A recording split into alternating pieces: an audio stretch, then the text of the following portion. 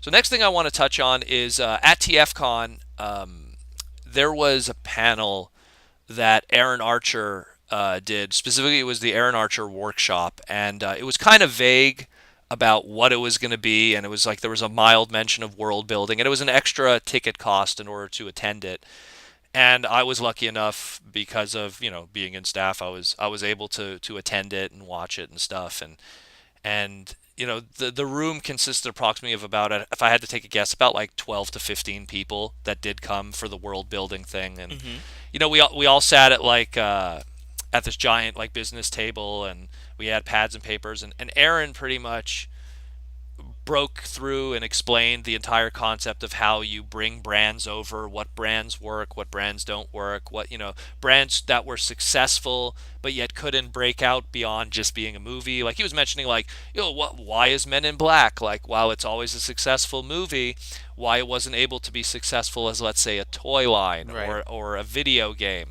And he was breaking down, well, Tommy Lee Jones isn't an easy avatar for kids to go, I want to be like him. And even though Will Smith was there and he was the younger one, then you then take apart Will Smith's character and go, well, it's just a black suit, and a lot of the weapons and gadgets and stuff like that, well, that could kind of be used as like toys and stuff. Yeah, all There's the nothing that gadgets and really stuff. said, yeah, they don't really say Men in Black. I like the noisy cricket, or they even mentioned the car in Men in Black in the animated series. In the movie was because of the toy companies influencing that, saying like, you need to do something, you Like know. I think I remember they tried to bring back the comic book, but when you looked at it, it wasn't even Will Smith's character and Tommy Lee Jones. They just looked like two white guys. It just felt Yeah, really like, weird. well, yeah, that's just it. They were saying, like, he was just saying how, like, successful movie, but there wasn't much you could do with it. And then he even brought up Mm. Avatar. He was like saying, like, here's this movie, greatest movie, selling movie of all time. Toy line couldn't get any legs. Video games couldn't get any legs. Hmm. Couldn't do a cartoon series. Like, despite all the money made, the interest isn't there from all these different markets. It Right. was just it was like a roller coaster ride. You can't IP a roller coaster ride, and that's kind of what it was. It was, people saw it, they gave the money, and they were done. So, and he was just going through it, where he's like, and then he's going, well, then you have Batman, and then he showed us like this photo of every single Batman logo in the past like almost 100 years, Yeah. and he said every single one of them, if we picked one of those out and showed it to you, you'd say Batman. Yeah. And he said, like, despite the fact that the logo has changed like 70 times, it's still Batman. Hmm. Like he says, that's iconic. That's marketing. That's licensing.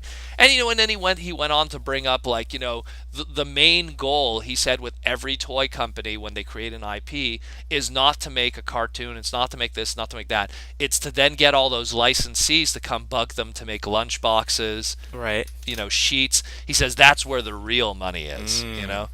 And then, like, I even said, like, a good example, because he would always, like, he want people's opinions, and I said, well, a good example was Betty Boop. Right. How she hasn't had anything new in years, yet she still has tons of licensing and merchandising of her all the time. And you go to kitsch stores, Hmm. and there's still like Betty Boop license plates and all kinds of like, and tin signs and statues, and like, and she's still on bags. I would assume Like, there's Popeye would fall into that as well. yeah, like, yeah, that's just it. There's certain things that they're so iconic that they don't even need to be putting out new material. Right. And so a lot of companies, they want to get to that level, and Marvel, and Batman and DC, they've reached that point Hmm. where even if there's no Superman movie or Superman cartoon for years, there'll still be Superman figures, Superman posters, Superman this, sure, the comics are there, but the comics are so secondary Hmm. at this point, unfortunately. So it was an interesting panel, but the really thing that just caught me off guard, and Mark Schaefer, I just want to shout out to him. He Yeah. was with me in that panel, and Mark is a regular at both TFcons and BotCons. So me and him have been through the gamut and seen it all and done it all. And Mark even turned, like, to me, like, Aaron was showing, I'll get into those slides. Aaron was showing slides that were making me go like, "Oh shit!" And Mark was turning to me in his accent, going, "Well, Daniel, if you're going, oh shit, then it's got to be something special, you know, like." And like essentially Aaron was showing all of these because he was then showing the idea of pitching ideas to Hasbro, Right. and he was showing all of these pitches of Transformer series that never happened. Oh. And keep in mind, every single one of these pitches were filled with tons of slides and original art. And it was fascinating because there was just this one that was like, and keep in mind, every single one of these pitches, stuff from them, like bits and pieces of them, ended up being used in the long run with other series. So he was Mm. talking about doing this series with the Star Seekers with Thundertron, and how it was going to be a standalone series, and he had this ship and blah blah blah and all this, and he tons of images, and it's just, and like the ship ended up being used in Dark of the Moon, and it was not Dark of the Moon, Age of Extinction, and obviously Thundertron was used in the Transformers Prime toy line. And then he was showing like, they go from planet to planet finding these lost Transformers. So it was like Planet Diclon, Right. Planet Junkion, Planet Gobatron. And I was just go like losing my shit, just like all these images, the images, like just like here's this, here's that, and me going like, why didn't that happen? And then like the one that really got me was he was like, we're gonna bring back the Taco Tank, which was like this super obscure base that existed in Beast Wars Second in Japan, and it was a toy that they only got there. And like the taco tank was going to be there, and they were going to make a toy of it, and I was like, oh my, like I was just like falling in my seat, Right. just going like all this amazing stuff that here I am, I thought I knew everything, Hmm. and then here's some new stuff, and even Aaron afterwards like, so you like that, eh? He saw like, does you think you know everything, eh? So it was great. It was just great, and there was, I mean, I'm underselling it because there was too much to talk about. Mm. There was too much. There was so much, just like where Lockdown came from. Lockdown was actually a process of that. Before he came into animated, he was a process of that whole thing. And it was just, showing all the different sizes, using characters from the past, like Crumple Zone from Cybertron.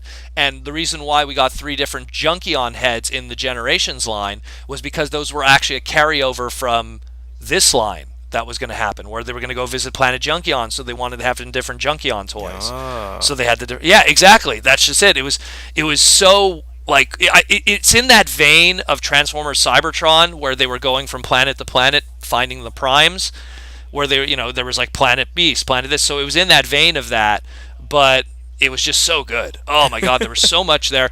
And he also, if you were a GI Joe fan, he was showing a proposal on how do we make GI Joe work. Hmm. And it was his proposal, which didn't end up happening because he said sometimes they're great ideas, but it's more time and place Hmm. rather than anything else. Where he says sometimes a not that great idea that was written on a napkin is what gets cleared, while like a really good idea that's been fleshed out, just we just don't have the time to do it. And he was mentioning like how, you know, the Tron brand, he says like, a lot of stuff that seems like great ideas but never gets a good execution. Right. Toy line, movie, cartoon, comic book, and the execution was always bad. While on again, like people write stuff on a napkin, and that gets like cleared and does like apparently he said like the Tron thing was like huge process, a lot of planning, this like 10-year like long term plan, and it all just crumbled in 5 seconds because nothing stuck with people. Yeah. But then something on a napkin that was so passive, and here it goes, and it gets legs. Well, that sounds So similar to like people that do stuff on YouTube where they try to do something more complicated and they edit it really well and it's shot super well. It doesn't grab people, and then when they do like the more easier things, sometimes that picks up. oh, I could agree with that one. Some of my most complicated YouTube videos have the less views than some of my most simple videos Yeah. that have the most views.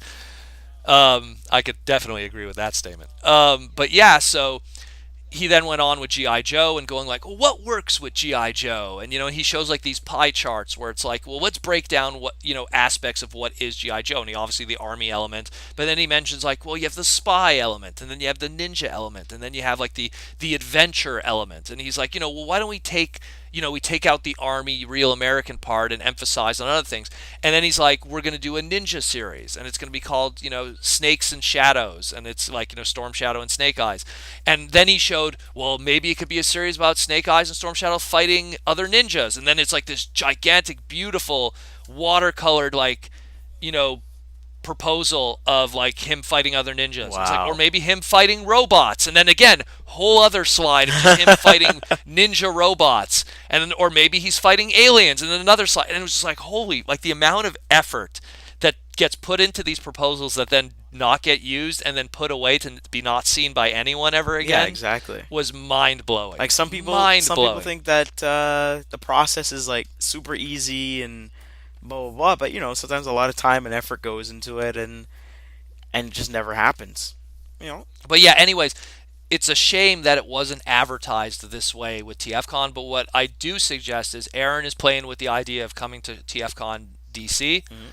TFcon USA. So if and when that does pop up, the panel, like to get tickets for it, get tickets for it. It's like a Hasbro product preview panel that you have to have a special invitation to get to. Like it was really good, really good. There, and he had more that he didn't show, and I'm not going to say what that was because save for surprise. But he had a lot more that he didn't show that I'm pretty sure he's going to turn into slides and just it's if you're a fan of the brand and if you're a fan especially of the behind the scenes of the brand and the stuff that we didn't get and why we got this there is so much here. Like again, I'm underselling it. There was just so much.